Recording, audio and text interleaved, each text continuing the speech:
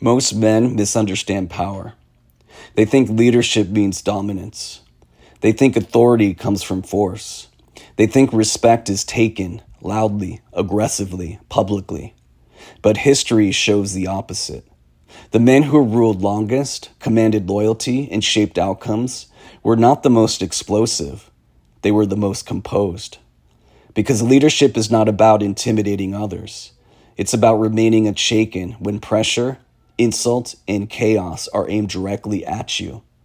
A man who cannot regulate himself cannot hold power, no matter how strong, skilled, or feared he appears. And no leader in history demonstrated this truth more clearly than Saladin, a ruler who commanded armies, defeated enemies, and earned respect even from those who opposed him, without ever allowing anger to lead him. During one of Saladin's military councils, the atmosphere was tense. Resources were low, disputes were rising, and every man in the tent carried the weight of a growing war.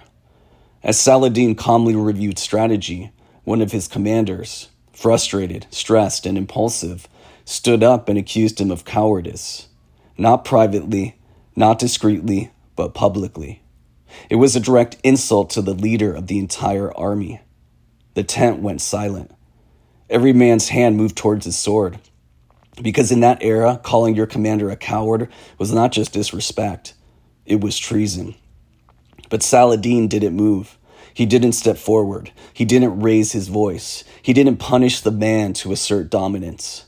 He simply said calmly, "If you believe I am a coward today, then say the same after I fail to protect my people tomorrow." The commander froze. He expected anger. He expected retaliation. He expected a show of force. Instead, Saladin placed the weight of responsibility back where it belonged. And the room shifted. What happened next is the part most people misunderstand. Saladin did not let the insult slide. He did something far more dangerous. He exposed the man's lack of discipline without ever diminishing his own authority. That same commander, who publicly challenged his leader, became one of Saladin's most loyal supporters. Why? Because Saladin demonstrated something every man instinctively recognizes. A leader who remains composed under attack cannot be controlled, rushed, or destabilized. Saladin gained authority not by punishing the insult, but by proving he was untouchable by it.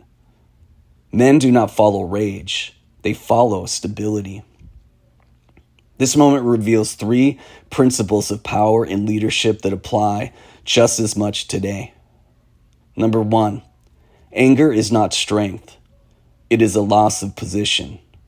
The moment you react emotionally, you step into someone else's battlefield. Saladin understood this. If someone can provoke you, they can reposition you. Leadership requires clarity, and clarity disappears the moment emotion takes over. Number two, authority is maintained by control, not force. Anyone can shout, anyone can punish, anyone can dominate for a moment. But only a disciplined man can remain still while others test him. Saladin's calm did not weaken his position, it solidified it. Men trust leaders who stay grounded under pressure, because they know those leaders won't collapse when the stakes are real.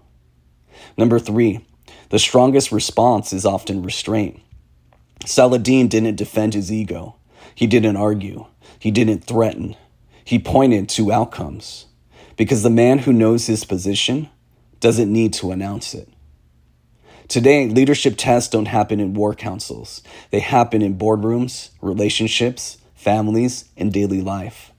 Someone challenges your competence, questions your authority, pushes your boundaries, disrespects you in front of others. Most men react immediately. They escalate. They overcorrect. They try to reclaim status through emotion. And in doing so, they reveal insecurity. Saladin teaches a different approach. Power is not reaction. Power is positioning. The man who stays composed controls the room. The man who stays composed controls timing. The man who stays composed decides how the conflict ends. Emotional control is not softness. It is not passivity. It is not submission. It is authority over self, and authority over self is the foundation of authority over others. Most men fear that restraint looks weak, but restraint is only weakness when it comes from fear.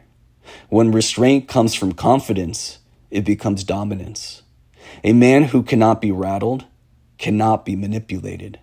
A man who cannot be provoked cannot be controlled. Saladin did not lead through intimidation. He led through composure. People follow the man who remains steady when everyone else is unstable. That is real power. Not noise, not force, not anger. Composure, control, clarity. A man who commands himself never needs to prove his authority to anyone.